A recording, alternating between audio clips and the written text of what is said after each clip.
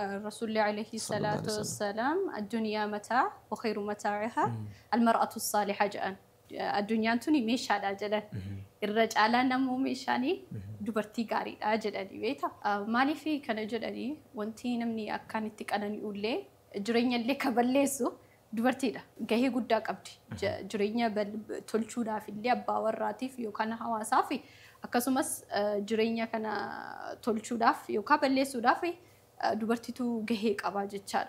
Gaafa namni tokko haadha warraa gaarii qabaate namuu hin beeka.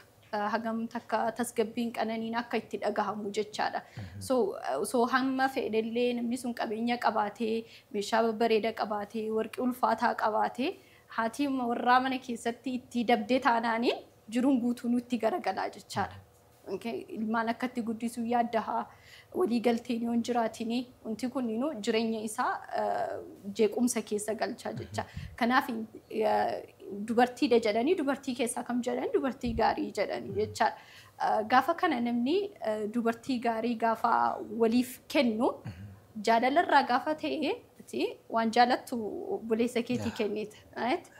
Firummaa amma fakkeenyaa fi gaafa Oromoonu haadha laalii intala fuudhii jedhan. Maaliif haati gaarii yoo taate intalli gaarii taati ka jedhudha jechaadha. So kanaafiyyuu namni gaafa tokko warra jaalate dhaqeetii warra sanirraa fuudha. Gaafa kana firummaan maal ta'a? Sanyiin sun maal ta'a? Sanyii jabaataa, sanyii bareedaa ta'a jechaadha.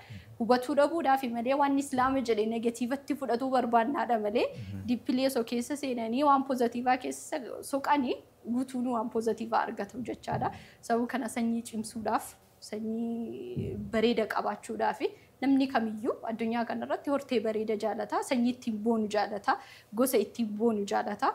So kanaafiyyuu kana akka ta'uufidha.